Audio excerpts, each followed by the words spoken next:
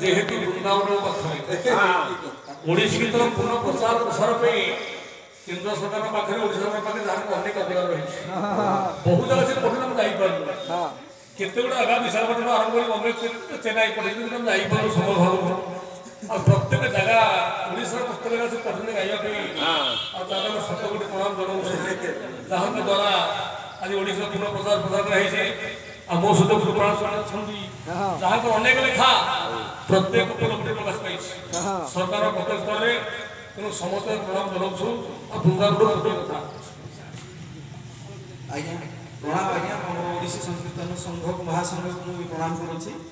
आम चेष्टा करवा सब भाई मैंने मिसिकी केमी ओडिसी संकीर्तन आम चारिड़े प्रसारित हो आम ओडिशा बाहर भी बहुत लोग अच्छा केमी प्रसारित हम यहाँ हूँ आम मूल लक्ष्य रहा दरकार एति मोर आगे केमती सब भाई मैंने एकाठी बसी आम प्रसार करवा केमती जगन्नाथ नाम प्रसारित हो ओडिसी संकीर्तन मेन हूँ केमती प्रसारित हम अक्षय बाबू को बहुत धन्यवाद दूसरी से जो देखिले मत मैंने एत ये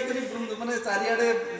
ना कंठस्वर मुझे शुणी जो उपाधि दिखाई बहुत मानने से योग्य ना आहरी किसी देले भी जो कंठ से जुक्तियुक्त हम ना आहरी दरकार धन्यवाद ये अरे बोला